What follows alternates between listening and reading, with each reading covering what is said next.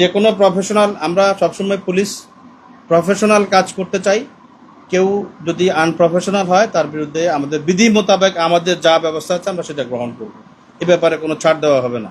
নাইম হাসান জাতীয় দলের একজন ক্রিকেটার এবং এটা সবাই ওয়াইডলি নোন। তো মানে এটা কি পুলিশের আসলে তারা যে ব্যাকডেটেড এটা কি প্রমাণ করে নাকি পুলিশের কিছু কিছু জানে না? This is one thing. এবং আরেকটা ব্যাপার হচ্ছে কি পুলিশ এর আগে অনেকবার অনেক বিখ্যাত লোকের ক্ষেত্রে যারা সবাই একদম পপুলারিটি আছে সবাই চেনে তাদের ক্ষেত্রে উইদাউট এনি ইনভেস্টিগেশন তারা দেখা যায় যে একদমই চার্জে চলে গিয়েছে। এটা পুলিশের কতটুকু? এবং আপনাদের যে সোর্স গুলো থাকে এই সোর্সের যে তাণ্ডব, সে নিজে ডিবি পরিচয় দিয়ে তাকে মারধর করেছে পাইপ দিয়ে। আপনার পুলিশ সদস্য তার গলা ধরলেও সোর্স তাকে পিটাইছে ডিবি পরিচয় দিয়ে। এদের ব্যাপারে আপনি কতটা কঠোর হবেন? প্রতিটা থানায় এমন 20-30 জন থাকে যারা পুলিশের নাম ভাঙিয়ে চলে। তাকে অলরেডি আটক করা হয়েছে এবং যে আমি যেটা বলেছি, যেটা পুলিশ সদস্য যারা দায়ী আছে পুলিশ সদস্যদের বিরুদ্ধে বিধি মোতাবেক সর্বোচ্চ ব্যবস্থা গ্রহণ করা হবে। আমি যে প্রশ্ন করলাম যে কি বলেছে উনি ঘটনাটা বলেছেন আমাকে, আমরা ওনার কাছ থেকে ডিটেলসটা জেনেছি। যেটা আমি বললাম একটু আগে যে পুলিশের দিক থেকে আমি নিজেই বলছি যে এটা হয়তো কাজটা প্রফেশনাল আচরণ হয়নি। এটা পুলিশের কি আসলে কোনো ট্রেনিং এর প্রয়োজন? তারা একজন সাংবাদিক এর আগে খুলশী থানায় গিয়ে তার হাতে যমুনা টেলিভিশনের মাইক্রোফোন থাকার পরও তাকে ধরে মারধর করা হয়েছে। আজকে বিসিবির একজন, আমরা দেশি বাংলাদেশ জাতীয় দলের ক্রিকেটার, তার আইডি কার্ড দেখানোর পরও তার সাথে থাকা ক্রিকেটের সরঞ্জাম দেখার পরও তাকে মারধর করছে। এটা আসলে কি তাদের কি আপনারা কি কন্ট্রোলে নিতে পারছেন না, নাকি তাদেরকে মানসিকভাবে কোনো ট্রেনিং দেওয়ার জন্য আপনারা ব্যবস্থা গ্রহণ করছেন? পুলিশের না, যেটা আপনি যেটা প্রশিক্ষণের বা পুলিশকে প্রশিক্ষণ ঠিকই দেওয়া হচ্ছে, সবই দেওয়া হচ্ছে, সমস্ত বিষয়ে তাদেরকে প্রশিক্ষণ দেওয়া হয়। এর মধ্যে থেকে হয়তো বা কেউ কেউ আনপ্রফেশনাল আচরণ করে। যারাই এরকম আনপ্রফেশনাল আচরণ করবে তাদের বিরুদ্ধে পুলিশ কারো ব্যক্তিগত দায় পুলিশ ডিপার্টমেন্ট বহন করবে না, যে তাকে নিজেকেই বহন করতে হবে আনপ্রফেশনাল আচরণ। প্রথমে 3 জনকে বরখাস্ত করার কথা আমরা শুনেছিলাম, এখন আসলে কাদেরকে বরখাস্ত করলেন, তাদের নাম কি, এদের সংশ্লিষ্টতা কিরকম? মামলা হয়েছে কিনা স্যার? না, মামলা আমরা বিভাগীয় মামলা হবে। একজনের নাম হলো এসআই শফিকুল আর কনস্টেবলের নামটা রাসেল, রাইট? হ্যাঁ, কনস্টেবল রাসেল এবং শফিকুল ইসলাম। অভিযোগ থাকলে মানে তাকে চার্জ করা যায়, এটা খুবই প্রচলিত একটা ব্যাপার। কিন্তু পুলিশের গাড়িতে বা গাড়িতে তাদেরকে না নিয়ে কেন সিএনজিতে করে অন্য এখানে কোনো উদ্দেশ্য ছিল না? পরিবারের পক্ষ থেকে অভিযোগ করা হচ্ছে তাদেরকে অপহরণের উদ্দেশ্যে একটা করা হয়েছিল। মানে পুলিশের গাড়িতে করে তাদের কেন থানা নেওয়া হলো না? কেন সিএনজিতে অন্য একটা সিএনজিতে তুলে থাকে? কোথায় নিয়ে যাওয়ার উদ্দেশ্য? আমরা পুরো বিষয়টাই দেখব এবং যেটুকু অপরাধ থাকবে অবশ্যই এটুকু আমরা সর্বোচ্চ অ্যাড্রেস করব। এটা ব্যাপারে কোনো ছাড় দেওয়া হবে। এখানে আরেকটা জিনিস, বিখ্যাত ব্যক্তিরা এই ধরনের ঘটনার মধ্যে পড়লে মানে এটা আসলে আলোড়িত হয়, মানে কিন্তু যখন আপনি একদম সাধারণ, এটা সবার জন্যই প্রযোজ্য, কিন্তু সেটা সাধারণ মানুষের ক্ষেত্রে নো, এটা দেশের প্রতিটি নাগরিকেরই আইনগত সহায়তা পাওয়ার অধিকার রয়েছে, আইনগত সহায়তা পাওয়ার অধিকার রয়েছে। যে কোনো অন্যায় আচরণেরই ক্ষেত্রে সবার জন্য, প্রতিটি নাগরিকের জন্য একই ধরনের ব্যবস্থা। চট্টগ্রাম পুলিশের আপনি কর্মকর্তা, আপনার নিয়ন্ত্রণে হচ্ছে Chattogram CP, Chattogram metropolitan police, আপনার সদস্যদের হয়ে আপনি কি দুঃখ প্রকাশ করবেন কিনা এই ঘটনার বিষয়ে? আমি এই বিষয়টির জন্য দুঃখ প্রকাশ করছি।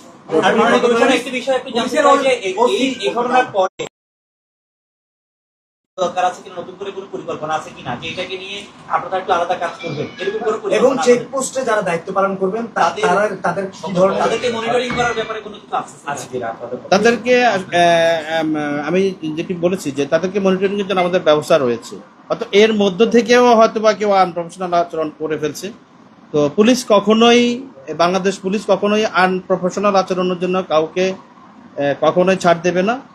এবং পুলিশ ডিপার্টমেন্ট কোনো পুলিশ সদস্যের ব্যক্তিগত আচরণের জন্য, আনপ্রফেশনাল আচরণের জন্য পুলিশ বিভাগ এটার দায়িত্ব নেবেন, এটা তাকেই নিতে হবে। আমরা সব বিষয়ে তদন্ত করবো। আমরা একটা কমিটি করে দিয়েছি, 3 সদস্যের একটা কমিটিও করে দিয়েছি। পুরো বিষয়টা ইনকোয়ারি ব্যবস্থা গ্রহণ করা দরকার, আমরা সর্বোচ্চ ব্যবস্থা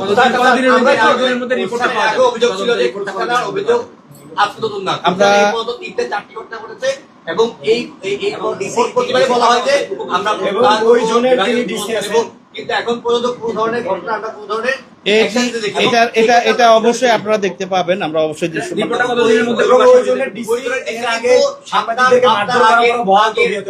তার মানে আপনারা কি মানে আপনারা যারা ঘটনার সাথে জড়িত তাদের পক্ষে কি প্রতিবারই আপনারা অবস্থান নেবেন?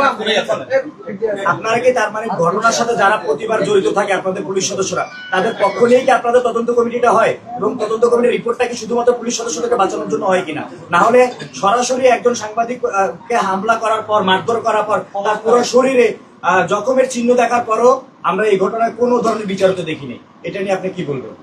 আপনাদের তদন্ত কমিটিকে আপনারাই করেন, আপনাদের তদন্ত কমিটিকে আপনাদের পুলিশ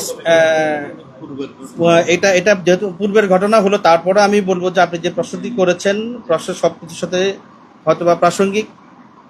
পুলিশ যে কোনো ঘটনা এই ধরনের যদি আনপ্রফেশনাল কোনো ঘটনা ঘটে আমাদের দায়িত্ব আছে এটা ইনকোয়ারি করার, এবং ইনকোয়ারি করে আমরা দেখি তাৎক্ষণিকভাবে আমাদের চোখে যেটা আনপ্রফেশনাল আমরা দেখতে পাই সেটার জন্য তাৎক্ষণিক ব্যবস্থা নেই এবং এটা তদন্তের আমরা ব্যবস্থা করি।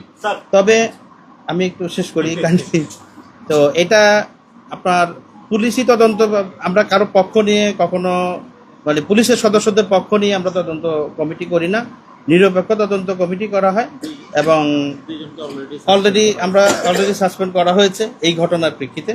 তো কারো পক্ষ নিয়ে করা হয় না, কারো পক্ষে রিপোর্ট দেওয়া হয় না, একেবারে নিরপেক্ষভাবে একেবারে যেটি সত্য ঘটনা সেটিই তুলে ধরা হয় রিপোর্ট। আমি মনে হয় আমি আপনাদেরকে বলতে পেরেছি।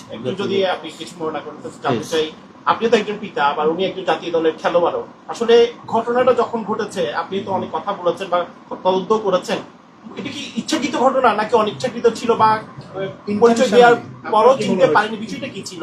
আর আপনাদের থেকে স্যার একটু জানতে চাই, বিভাগীয় মামলার কথা বলছেন, একটি মামলা পরিবারের পক্ষ থেকেও হয়েছে, কার কার বিরুদ্ধে বিভাগীয় মামলা হবে একটু যদি পুরো বিষয়টা ওই যারা টিমে ছিল সবার বিরুদ্ধেই হবে।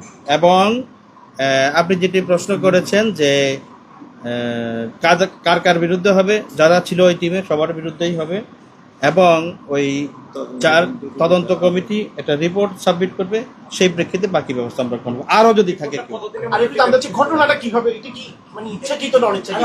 ঘটনার বিষয় হচ্ছে যে যে কোনো একটা ইনফরমেশন তো আপনি এখন পর্যন্ত জানতে পারছেন যে কোনো একটা ইনফরমেশন দেওয়া হয়েছে এই সিএনজিতে কিছু একটা যাচ্ছে, আপনারা কি জানতে পারলেন যে কি তথ্যের ভিত্তিতে এটা তাকে আটকানো হলো বা এই ঘটনাটা সৃষ্টি হলো? যেটা প্রাথমিকভাবে যেটুকু জেনেছি যে কোনো একটা অবৈধ কোনো কিছু আসছে এরকম একটা ইনফরমেশন ছিল, বাট এটা পুলিশ অ্যাটেন্ড করবে ঠিক আছে, বাট পুলিশ প্রফেশনালি কাজ করবে, বাট সেখানে যে পুলিশ যেটা করেছে অথবা সেটা প্রফেশনাল হয় না, এটা প্রফেশনালি করা উচিত ছিল। এটা আমি মনে হয় আপনাদেরকে বোঝাতে পেরেছি এবং এই ধরনের আনপ্রফেশনাল কাজের জন্য চট্টগ্রাম মেট্রোপলিটন পুলিশের যে কোনো সদস্য জড়িত কাউকেই মার্সি করা হবে না, কঠোর ব্যবস্থা গ্রহণ করা হবে।